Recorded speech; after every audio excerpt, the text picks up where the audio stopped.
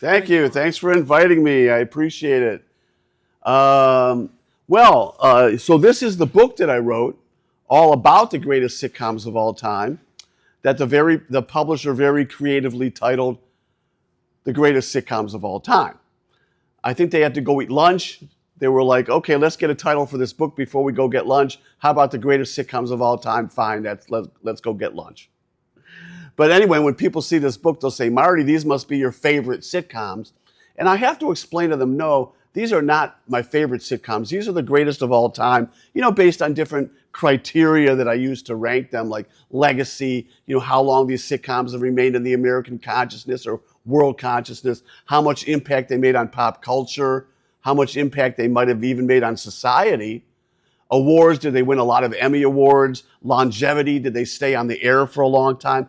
But I am going to tell you about one legendary sitcom that I ranked number 11 in my book that only lasted one season. I don't know if anyone's going to know which one that is, but I'll let you know which one that is. Only lasted 1 year. Anyway, when I was a kid growing up in Cleveland, Ohio, in the 60s, I didn't watch sitcoms. I didn't watch television very much. I watched some sports on the weekends. That was about it. I was doing something that kids don't do anymore. I was outside playing with my friends all day long. And then I come home and I, do homework, whatever. I didn't watch sitcoms. I started watching sitcoms in the early 1970s. That's when a lot of people started watching sitcoms, because that's when CBS came out with their unbelievable lineup of sitcoms. The greatest lineup of sitcoms ever. It's not even debatable. All in the Family, MASH, The Mary Tyler Moore Show, and The Bob Newhart Show, one after the other. And I have 3 of those 4 sitcoms ranked in my top 5 of all time, which is really amazing when you think about it. And then in the late 70s, syndication became a thing. I started to watch sitcoms that were out before I was born or I didn't watch as a kid. I Love Lucy, The Honeymooners, Leave It to Beaver, the Andy Griffith Show, and then in the 80s with Cheers. I think Cheers kind of dominated the 80s. I really do. But there were other good sitcoms in the 80s. Taxi, Family Ties, The Cosby Show, and then in the 90s was Seinfeld, of course. And then in the later 90s, there was a sitcom that came out in 1996, to be exact, called Everybody Loves Raymond.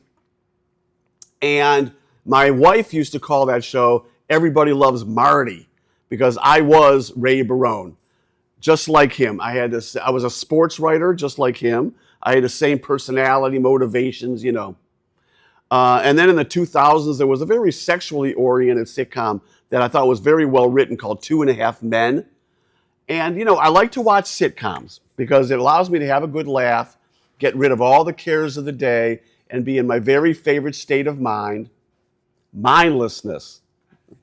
That's my specialty. I'm good at being mindless. They say that men can be mindless and think about nothing, and women can't. Women always have to be thinking about something.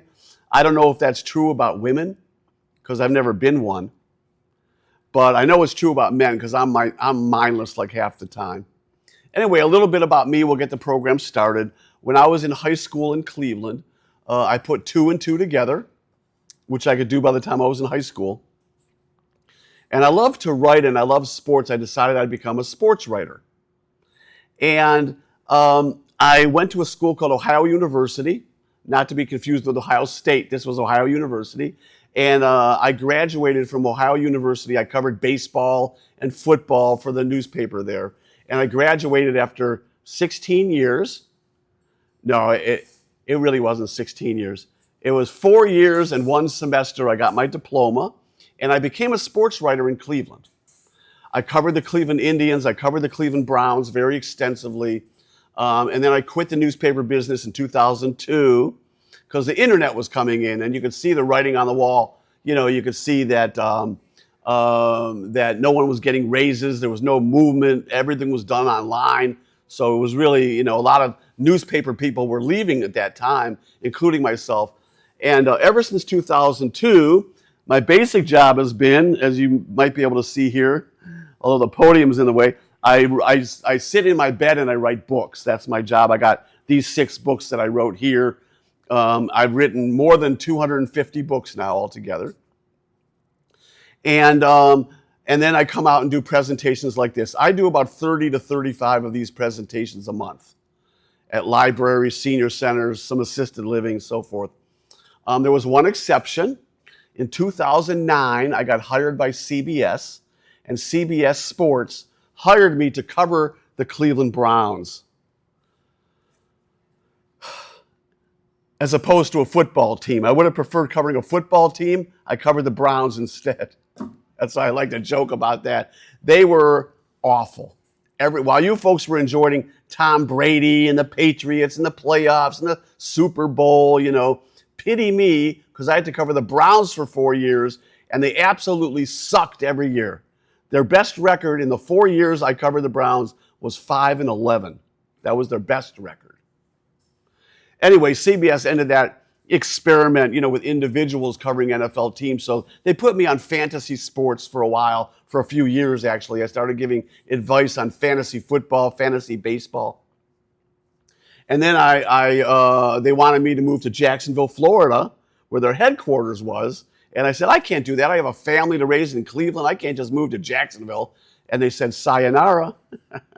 That was the end of my affiliation with CBS. So anyway, ever since 2015, I've just been doing presentations like this and writing books. And I'm going to get this presentation started right now. And what I'm going to do first, we have a small group here, so just shout out your answers. I want to play the voices of sitcom characters, and you have to guess the name of the character.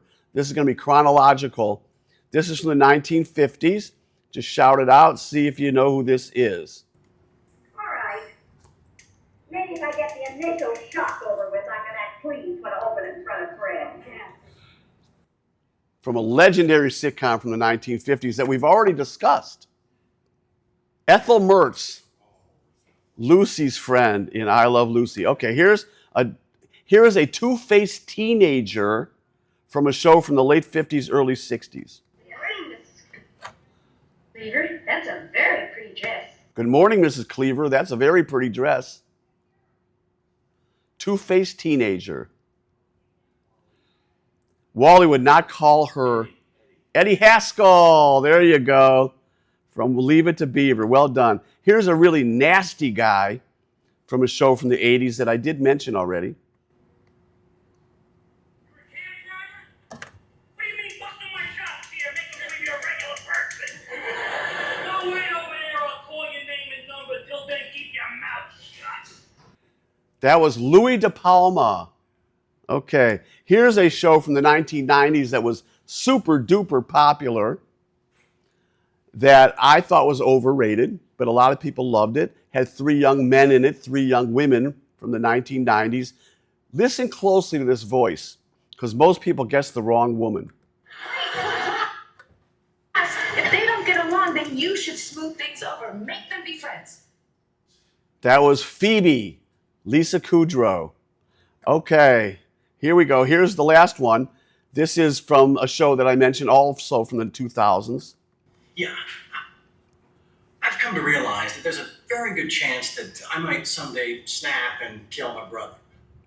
Charlie Harper, played by Charlie Sheen, whose father, Martin, has a wonderful first name. Okay. All right, now what I'm going to do is play theme songs from sitcoms. Turn this one down because it's loud. Chronological. Here is one from the 1960s. What's the name of this show?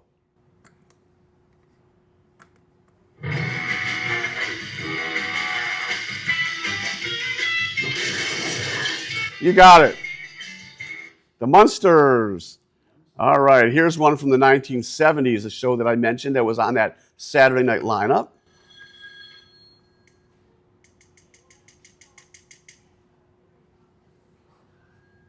Hello?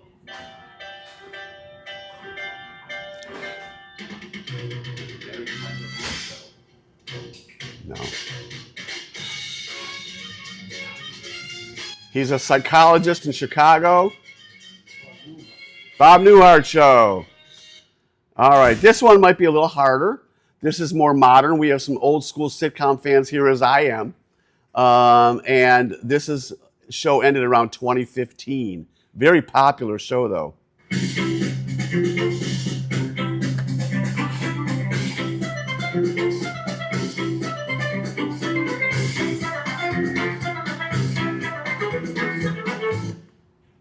That was Parks and Recreation. Parks and Recreation. Okay.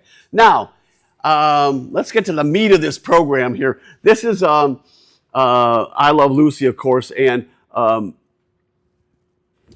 in this scene, this might be one of the. I mean, first of all, I want to talk about Jerry Lewis. Remember Jerry Lewis, the telethons, the movies with Dean Martin? Jerry Lewis, in an unbelievable moment of stupidity, once said, "Women are not funny." That was his line. And there were so many funny women in his lifetime. First of all, Lucille Ball, Jerry Lewis was big in the 50s when Lucille Ball might have been the funniest person on the face of the earth.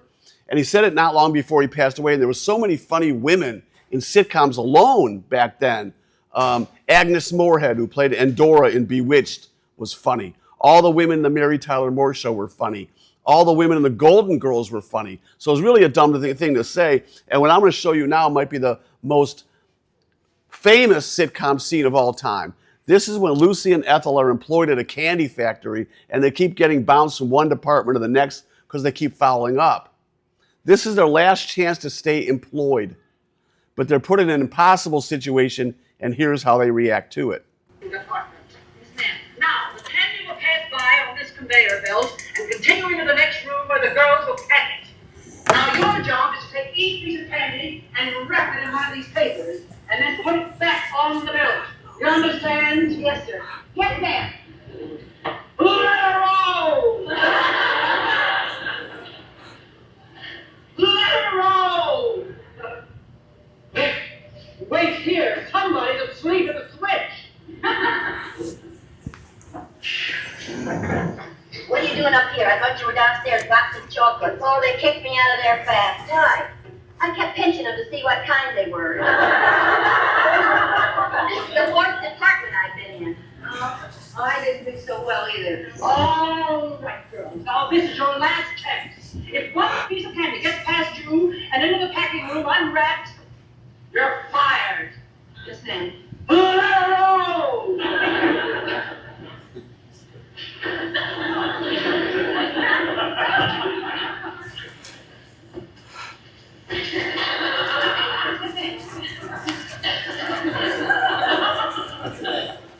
Well, this is easier. Yeah, we can handle this, okay?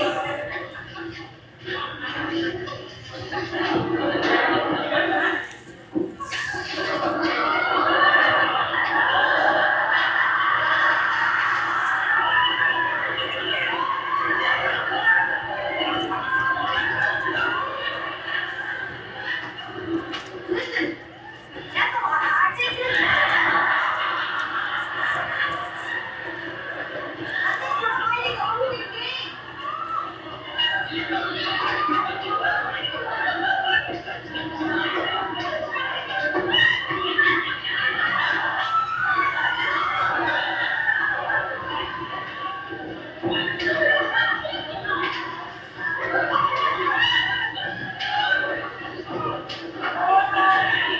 Yeah.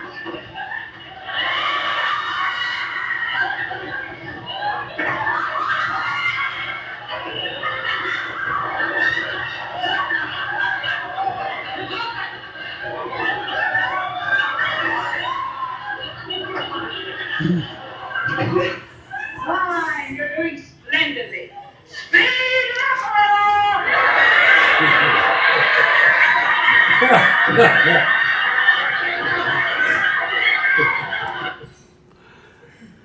That scene became so legendary that they did a takeoff on it 20 years later, 25 years later, on Saturday Night Live. With the same characters? No, well, sort of. Actually, talking about funny women, by the way, Gilda Radner played the role of Lucy in that skit on Saturday Night Live. But on that skit, on SNL, instead of little candies going by on the conveyor belt, there were nuclear warheads. So one of the nuclear warheads dropped and blew up, and Gilda Radner did a wonderful Lucy cry, and that was the end of that skit. Anyway, the fodder for humor in the 50s and 60s was a lot different than it is today. What's considered to be, politically or socially incorrect today was fair game for humor back then, and that's led to a lot of your old school jokes, like about your mother-in-law, jokes about Jackie Gleason's weight and the honeymooners and so forth. And I talked about the sitcom that only lasted 1 year, one season. That was it. Honeymooners only out 1 year, 1955. They made 39 episodes, which was a lot, but they was only out one season. Why was that? It was because Jackie Gleason quit. It was a popular show. Jackie Gleason quit. He wanted to move on to other things. And so there's no way they could do that show without Jackie Gleason, because he was always getting insulted about his weight and his income, and he couldn't handle the insults, and he had that bad temper. So he was perfect for that role. So when he quit, that was the end of the show. But anyway, I'm going to show you now a snippet that's indicative of that old school humor. In this scene, his mother-in-law is coming over. And he says to his wife, Alice, she always starts an argument with me within 3 minutes of her arrival. So he actually gets a clock. He gets a clock and he times 3 minutes and waits for her to start an argument, which of course she does by throwing all these insults his way.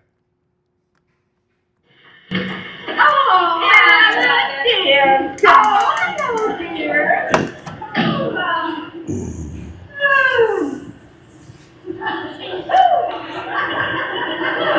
I'm glad to sit down.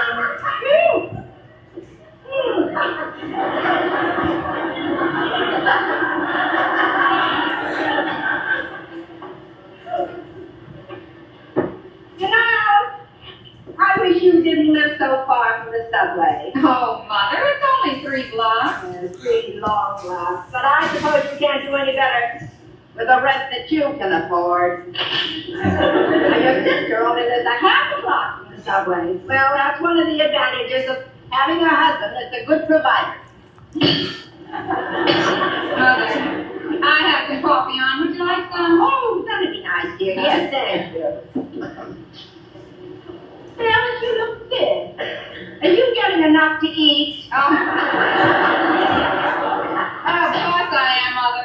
You wouldn't say that if you could see our food bill. Well, I don't doubt the bills are high. But how much of the food are you getting?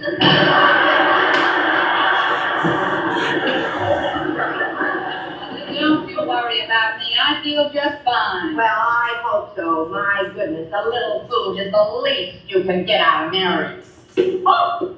Oh, by the way, guess who I saw today? Who? Chester Barnes. Oh, you remember Chester, that nice boy that was so crazy about you. Yeah, how is it? Oh, he's fine. He's just fine. Oh, and he's handsomer than ever. Oh, my dear. And he's so tall, slim. I guess a man doesn't have to get fat if he doesn't want to. Oh, we had a nice long chat. He's so charming. Of all the boys that you brought to our house, he's the only one that I had any use for. Mother, now come on, drink your coffee. Ralph, would you like some? What's the matter with him? Nothing's the matter with him, Mother. Oh, Ralph has got tickets for a Broadway show tonight. He's going with Ed Norton. Ed Norton? Doesn't he know he's got a wife? Mother, Ralph asked me to go with him first. But I couldn't because you were coming over to spend the evening. Anyway, it's a wonderful show. It's called Murder Strikes Out. Oh, that. Oh, I had a lady say she thought she didn't think much of it. Really? It was supposed to be such a big hit. The paper said it's a very exciting mystery. Oh, the papers, that's just a lot of publicity. All that to do about chills and suspense. And that nonsense about don't tell your friends the surprise ending. Well, it was no surprise to Mrs. Finley. She said she knew all the time that it wasn't the uncle who committed the murder. It was the husband. You are a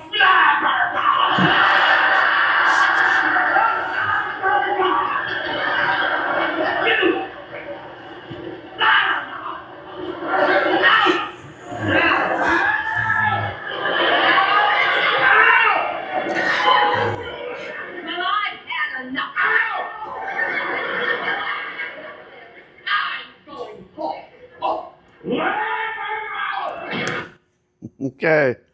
All right, trivia question. What was the name of the out of this world out-of-this-world sitcom in the 1960s that starred Bill Bixby and Ray Walston. My Favorite Martian. Very good. Okay. All right. Good job. Now, I am going to mention 3 sitcoms from the late 50s, early 60s to the mid 60s that deserve mention. I can't show everything, so I don't show these, but they deserve mention. 1, The Dick Van Dyke Show. I ranked that number 8 in the greatest sitcoms of all time. I had Lucy number 4, by the way, just so you know that. The Dick Van Dyke Show, the Emmy Awards always like to reward shows that were more sophisticated humor. And they thought of the Dick Van Dyke Show as just that, more sophisticated humor. And so they gave the Emmy Award to the Dick Van Dyke Show for the best comedy series almost every year that it was out. Another show that I want to mention that people don't understand what a breakthrough show it was Leave It to Beaver. There were a lot of family sitcoms back then. Ozzie and Harriet, Father Knows Best, I Have 3 Sons, Hazel, all these family sitcoms.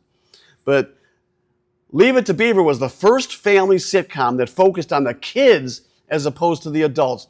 Every plot line in Leave It to Beaver was on Wally and his younger brother Theodore, also known as the Beaver. And what I thought the funniest element of that show was, what made it special, was their friends. Because back then in sitcoms, the children, the adolescents, the teenagers, they were always good kids. They were straight A students and they were on the football team and then the Glee Club and whatever. Wally and Beaver's friends were rotten kids, just rotten, and they were funny because of that. They were funny. Wally had a friend named Eddie Haskell, who we already talked about. Wally had a friend named Lumpy Rutherford, who flunked at least twice. Beaver had a friend named Larry Mondello, who was always getting him in trouble. So, it was a funny element to that show. I liked that. The other show I want to mention that I ranked number 7 in my book of the greatest sitcoms of all time was The Andy Griffith Show. The Andy Griffith Show, I think, was the first sitcom that really combined successfully heart with humor. The humor was based greatly on the Don Knotts character, Barney Fife, the manic, inept deputy, who won several Emmy Awards for that show. And the heart was based on the relationship between Andy Taylor, played by Andy Griffith, and his son Opie, played by Ronnie Howard. And this is just my humble opinion. I think Ronnie Howard was the best child actor I've ever seen in a sitcom because he was so natural, really wonderful. Who remembers watching The Twilight Zone? Remember Twilight Zone, Rod Serling, right? Ronnie Howard was in the 5th episode ever of The Twilight Zone called Walking Distance. Really good episode, too, by the way. And he was maybe 4 years old, maybe 5. You could already tell what a great little actor he was. He was like 4 or 5 years old. You could already tell that he was a good actor. Really amazing stuff. Anyway, in the 1960s, what you had in sitcoms was called escapist humor. That meant that they were creating characters and shows that were as far away from reality as possible, because they thought people want to get away from reality when they're entertained at night. Because what was reality in the 1960s? The Vietnam War, the assassinations of the Kennedys and Martin Luther King, the riots in the inner cities and college campuses. There was a lot of disturbing things happening back then. And so they thought people wanted to get away from it, so they created shows that are not based in reality, shows about a talking horse in Mr. Ed, a flying nun, a woman dies and gets reincarnated into a car, in My Mother the Car. Crazy stuff. A witch and Bewitched, a genie and I Dream a Genie. So that's what they were doing. Actually, the episode of the Beverly Hillbillies, remember the Beverly Hillbillies? The episode of the Beverly Hillbillies that ran 10 days after the JFK assassination drew 40 million viewers. And it remains today the most watched half-hour TV show in American history. Now, what I want to show you here is the sitcom I think had the biggest impact on pop culture in the 1960s, and that was Get Smart, which reached number 1 in the Nielsen ratings. Get Smart was created by 2 comedic geniuses, Mel Brooks of Blazing Saddles, Young Frankenstein fame, right? And Buck Henry, who had a lot to do with the early days of Saturday Night Live. And they were spoofing the spy craze that had begun. The James Bond movies were out. The TV shows like Mission Impossible and I Spy were out.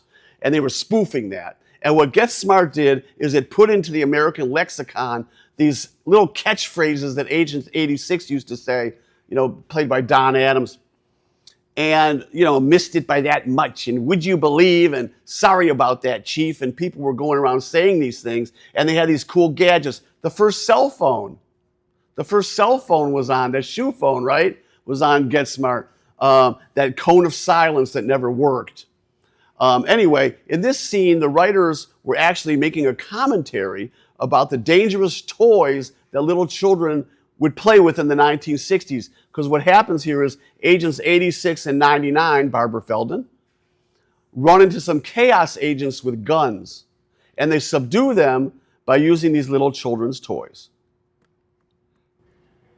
How's our chance?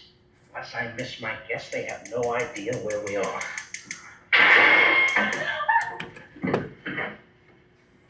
Okay, 99, your turn to guess. If only these things would work. What's the matter with you? Your pistol, shoot! You firing, 99? I think we got it. You coward, shoot!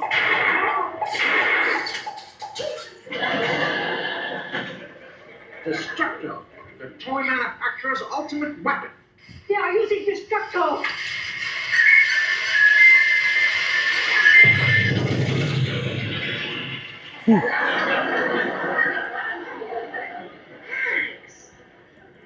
You're wonderful. No, 99, the real credit belongs to these toys. After all, we had at our disposal every fiendish and destructive plaything ever devised for the pleasure of little children. Those poor devils, all they had were real guns and bullets. Okay. It's funny, he always used the word fiendish. When's the last time you heard anyone use the word fiendish? No one ever used that anymore.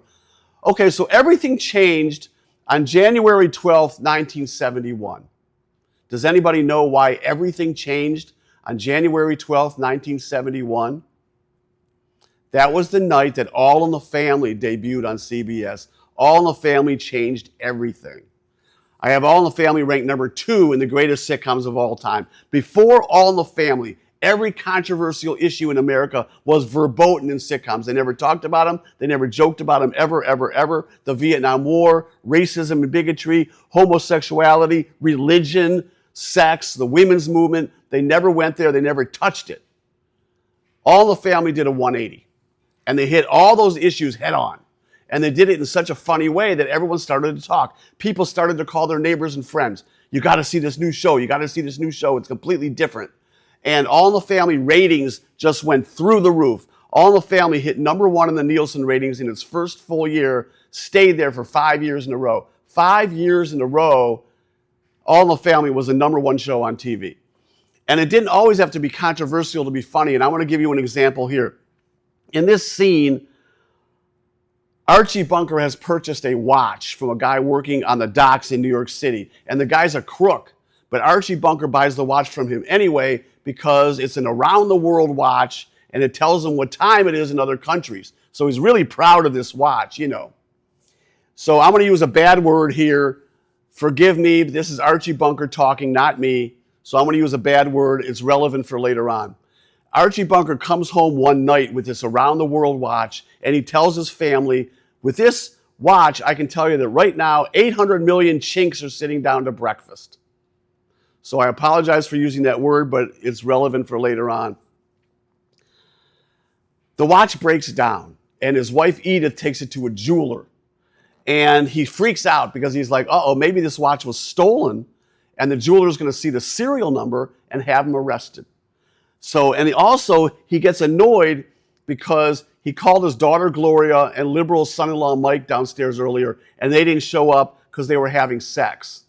Now, you got to keep in mind that before All in the Family, a lot of women on TV had babies.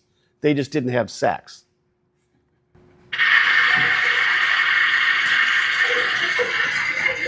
Edith, what? Edith, where the hell are you? Kitchen! Where was you two? Upstairs? Why didn't you answer when I called you? Didn't hear you.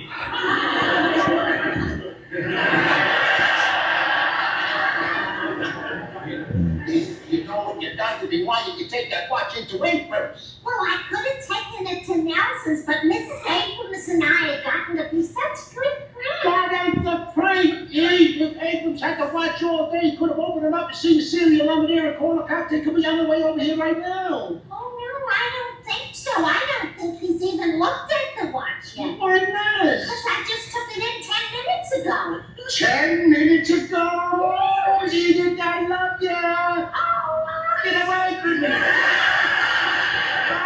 Mike. Yeah. Where'd you come from? Store for me. Get your coat on the floor. Get your coat on the floor. Get your coat on the floor. what's going on? Archie said he loved me. Now, what do you want me to do? I want you to go down to Nathan's jewelry. Your mother-in-law took that watch in by mistake. I want you to get it back before she sees the cereal though. Why, you afraid it's stolen? Why I get afraid it's stolen? Has to be a duty-for watch. I don't want no neighborhood amateur messing around, you see? So hurry up down and get it. Will you move? I'm going. Will you move faster than that? Will you? Then you get going. What if we already checked the number? Where is it? Get back in here. What? Get back in here. Come on. Get back in here. I'm back in here. Now what? Shut up. And the call, Abrams, I'm going to get him on the phone. It's going to be faster. Chloe, look at me to Abrams' telephone number. The number's on the ticket. Get the ticket. Where's the phone book? Give me the phone. All information. Give me the ticket. I'm getting information. She's got the ticket. I got information. You don't need information. Well, Abrams, Give me the phone. Give me the telephone. Give me the phone. That's the ticket. Give me the phone. Information we don't need. You got the ticket. Get off the line.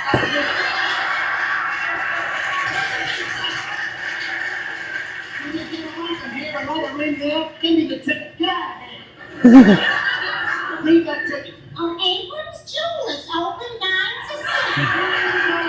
Leave that telephone number on the ticket. What's the difference? It's closed anyway. Huh? After 6. It ain't after 6. It's after 6. It is after 6. It is after 6. Oh, gee, don't you realize what that means? Means the Chinese are eating breakfast again. There's nothing like it today. What's that? There's nothing. No, it wouldn't go over today. They couldn't do that today. Okay, trivia time. Here's another trivia question. Jim Backus was the voice of Mr. Magoo, famous cartoon character. Jim Backus also played a role in the very silly 1960s sitcom called Gilligan's Island. What was the name of his character on Gilligan's Island? Jim Backus. Thurston Howell III. Do you remember his wife's name? Mrs. Very good. Lovey Howell. That was Lovey. Okay, you got it just in time. We'll give that to you. Okay, now, All in the Family was not the only sitcom of that era that had a big impact on TV and even on society. So did the Mary Tyler Moore Show. I have Mary Tyler Moore Show ranked number 5 in the greatest sitcoms of all time. Before the Mary Tyler Moore Show, every woman in a sitcom had to be married or engaged, had to be tied to a man in some way to be happy and fulfilled in her life. Mary Richards did not. Mary Richards was a career woman, a working woman, which made it perfect for the early days of the women's movement. And she loved her job and she loved her family. I mean, her friends and her life without having to have a man in it. Mary Tyler Moore played the role of Laura Petrie, the wife of Dick Van Dyke on the Dick Van Dyke Show, and everyone loved her in that role. She was a very lovable character. She was the first woman to wear pants in a sitcom. The women before her in sitcoms just ran around naked. Anyway, no, they didn't. They wore dresses. Anyway, in this scene, Mary Richards is the producer of the 6 o'clock news on WJM-TV in Minneapolis, St. Paul, and she's only the co-producer here because they made her friend and writer Murray the co-producer, and they foul things up royally here. In this scene, they have screwed up the between the audio and the video of Sue Ann Nivens, the happy homemaker, doing a dining out segment on the news, and a bunch of pigs getting fed in a pigsty. Have you noticed how all of a sudden we're starting to click together as a team? Yeah, really? Clicking. I mean, take today. You wanted the clothes with Sue Ann's promo on the dining out segment. Yeah, but your idea was better, closing with a story on rising corn prices. No problem. I bow to your judgment. Well, no, Burr, actually I bow to your judgment. Well, no, Matt, didn't I tell you? I told Ted to close with the copy for Sue Ann. Oh my God. I told the projectionist it was the other way around. Oh my God. Now, continuing with the news, local pig farmers served notice today that rising corn prices are forcing them to find other means to feed their stock. Many of them are already resorting to substitute diets of slop and garbage. Here's one pig. Just look at her gobble up that slop. Oh well, pigs will be pigs.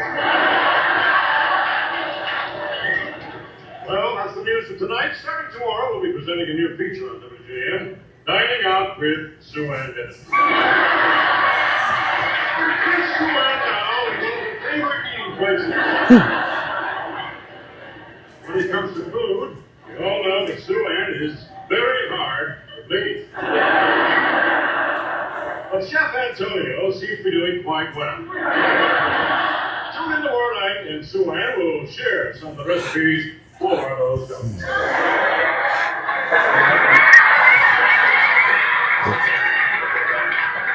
Oh my God!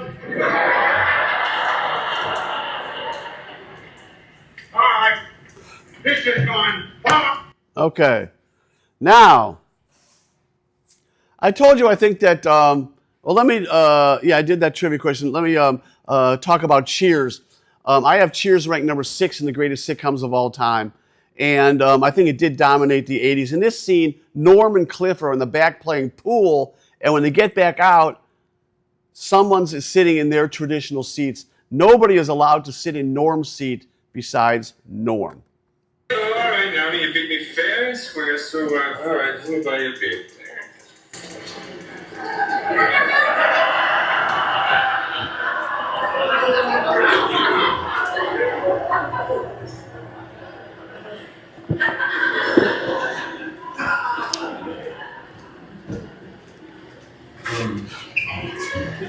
Excuse me, I was sitting there. Oh, there was no one here when we came in. No, I mean yesterday. But since the Ford administration.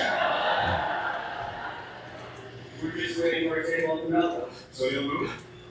Look, there's lots of other schools.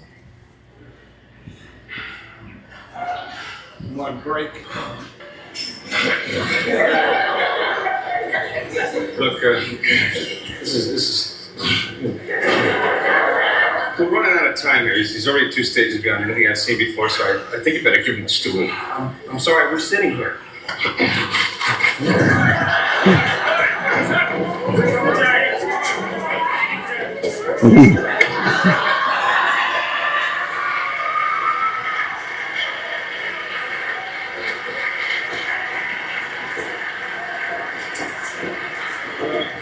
What's all the commotion about? Who cares? Send him up one.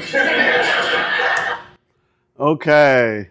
Now, Betty White. Talk about Betty White. Everyone loves Betty White. She was in a show called The Betty White Show in the 50s, and she was the happy homemaker Sue Ann Nivens in the 70s and on the Mary Tyler Moore Show. But her most famous role was probably in The Golden Girls here. And this is a great scene. This is awesome because it's different. In this scene from The Golden Girls, this is the last episode of season 1. And within the show, the Golden Girls are about to break up because they're sniping at each other. They're arguing all the time. You know, they're about to break up. And Rose, played by Betty White, brings them back together by telling them this unbelievably ridiculous, silly, stupid story about the Great Herring War of Norway, which never happened. Her grandfather made it up years earlier. And as she's telling this story, she's making the other actors laugh. Rue McClanahan and B. Arthur start cracking up.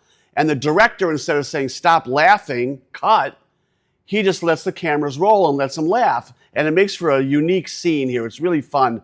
This is Rose talking about the fictional Great Herring War of Norway. Oh, Thanks to all this constant bickering, I have a splitting headache. Oh, girls, let's face facts. The three of us just can't agree on anything. I mean, it is obvious we were not meant to live together. I hate to agree with you, but I think you're right. I think so too. In fact, I know so. This is exactly what happened during the Great Herring War.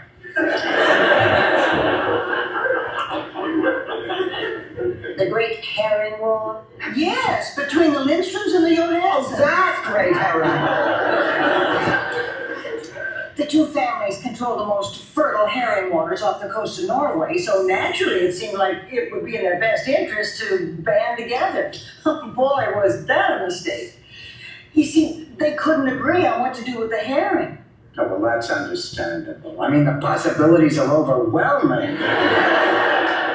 Exactly. The Johansons wanted to pickle the herring, and the Lindstroms wanted to train him for the circus. Weren't they kind of hard to see riding on the elephants? Oh, not that kind of circus. A herring circus. Sort of like SeaWorld, only smaller. Much, much smaller. But bigger than a flea circus.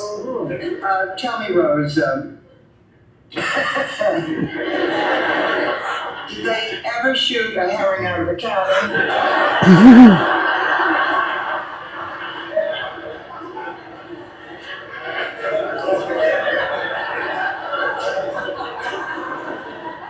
Only once. But they shot him into a tree. After that, no other herring would do it.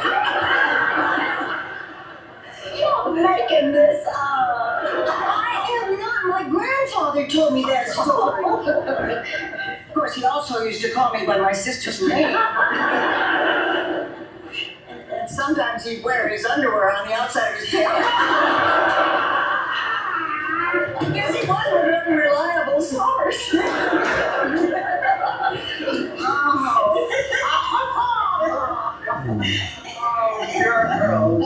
Girls, do you realize what just happened? Well, I know I've been having a very good time, and there wasn't even a man in the room. Do you think it was just a fluke, or do you think we could learn to like each other?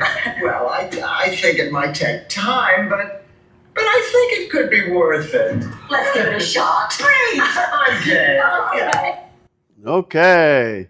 Now, let me do another trivia question. Robert Young was the father in Father Knows Best, but he became more famous really in the early 70s as the doctor on a doctor show.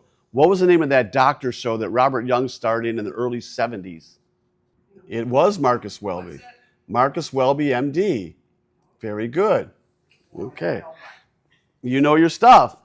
Now, you may or may not be wondering which sitcom I ranked number one in my book of the greatest sitcoms of all time. I chose Seinfeld as the number one sitcom of all time. It was a tough choice, and there's one show that I want to mention that I need to mention before I talk about Seinfeld, because I rank it number 3 in my book, and it was a very important sitcom. It was called MASH. And MASH was important because, first of all, it was the first dramedy / comedy / drama. And it was shot like a movie as opposed to a TV show, which made it different. I think Alan Alda and Loretta Swit were two of the finest pure actors to ever appear in a sitcom. The MASH finale, the 2.5-hour movie finale in 1983, attracted 107 million viewers. And it remains today the most watched TV show in American history, the MASH finale. The only thing that's been watched more is the Super Bowl. But being from Cleveland, Ohio, I wouldn't know anything about that because we've never been in a Super Bowl. Anyway, now Seinfeld. Now, one of the interesting things about Seinfeld was that the characters were negative characters. They were selfish, they were self-centered, they were manipulative, they were bad people in a lot of ways, but everyone loved them because they were so funny.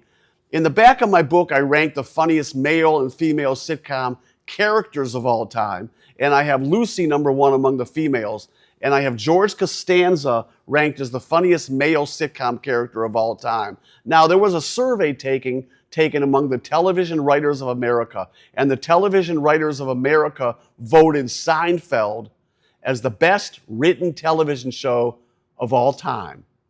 Number 2 was The Twilight Zone, but number 1 was Seinfeld. In this scene, George, who is the most selfish and self-centered of all of them, it has a girlfriend, which is amazing enough.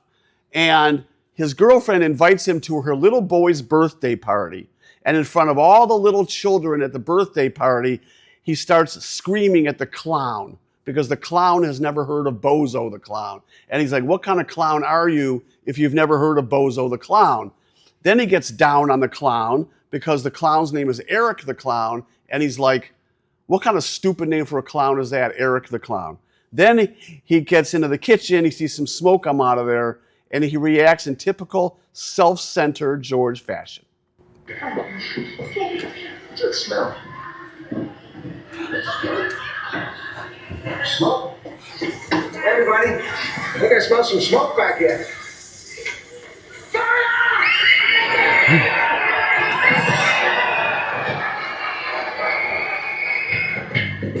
There was an inferno in there! An inferno!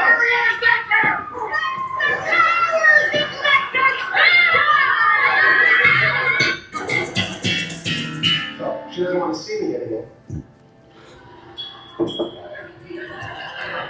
Did you knock her over too, or just the kid? No, her too. And her mother. Really, a mother? Yeah. May have stepped on her arm, too. You probably couldn't see because of the smoke. Yeah. But it was somebody's arm. So you feel women and children first in this day and age is somewhat of an antiquated notion? To some degree. So basically, it's every man, woman, child, an invalid for themselves. In a manner of speaking. Yeah. Well, it's honest. Yeah. She should be commending me for treating everyone like equals. Well, perhaps when she's released from the burn center, she'll see things Perhaps. Okay, I want to skip this one because it's very soft and the TV's not going to handle the sound. Okay, let me give you your last trivia question right now. Julia Louis-Dreyfus played the role of Elaine to great acclaim on Seinfeld. And after that, she was in a show called The New Adventures of Old Christine. But in more recent years, she's been in a very highly acclaimed sitcom, politically oriented, I guess you could say. What's the name of it? Veep. Yes, Veep. Okay, well done. Okay, you did well on trivia, folks. You did really well on trivia. So before I show the last video, I'm going to do a disclaimer. I like older sitcoms better than modern sitcoms, generally, because I like sitcoms that are and characters that are not based in reality. I like exaggerated characters. I like absurd premises of shows and characters, and that's just what I like.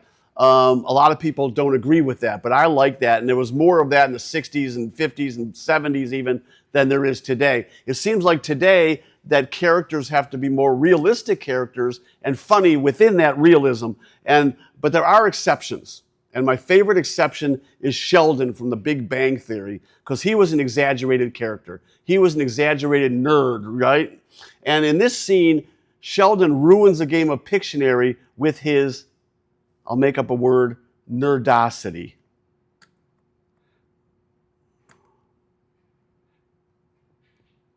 All right, round one. Here. Got it. Okay. Ready, set, go. Box. Window. Batman. Batman and Robin. Wonder Twins plus the monkey. Wonder Twins plus the monkey and Batman. Gift. Present. Yeah.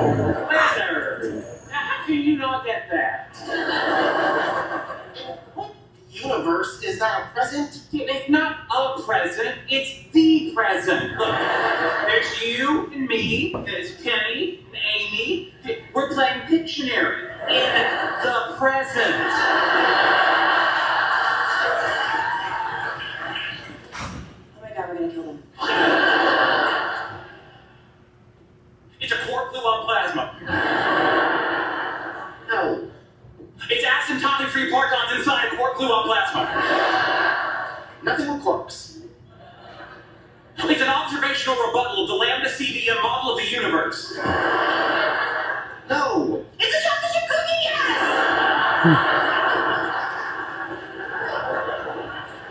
How could you miss that? Hey, if you want someone to guess chocolate chip cookie, you draw a glass of milk next to it. Have you got it? Yeah, only after I eliminate all the obvious answers. You're welcome. Sausage. Bratwurst. Hot dog. Honey, are you gonna draw something? Relax, we got time. This is so fun. There. A solar system. Unidentified flying liverwurst. Now? Soon. Come on, Leonard. I am spoon-feeding this to you.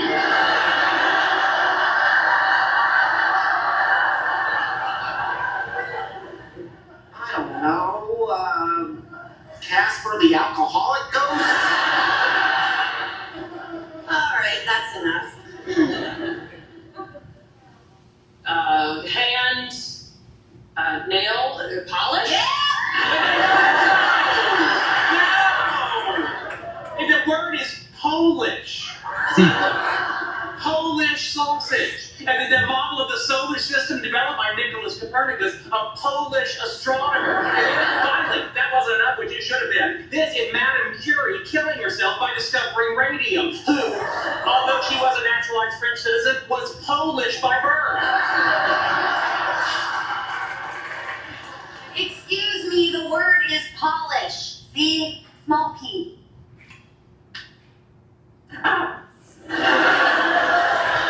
So it is. I guess we both share blame on this one.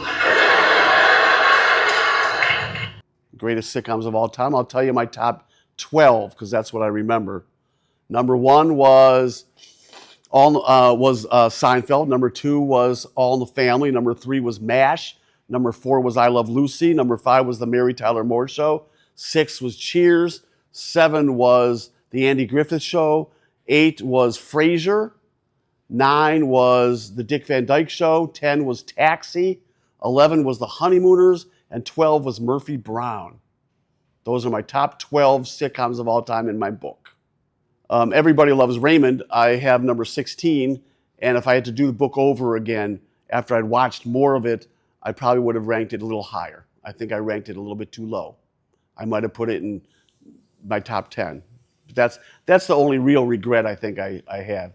I have friends ranked fairly high, somewhere in the 20s. I'm not a fan of that show, but I was trying to be objective. I thought the characters were pretentious and I didn't identify with them. Maybe because I'm a baby boomer, I didn't like the characters very much on Friends. But I did rank it higher than a lot of shows that I like better, including Green Acres. Green Acres was surreal. There's never been a show quite like Green Acres because it was as absurd and surreal as you could get. And I'll watch that show 10 times out of 10 over Friends.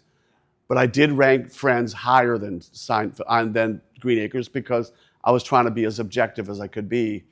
And it was more it was a hugely popular show. That's it, I guess. Thank you. Appreciate it.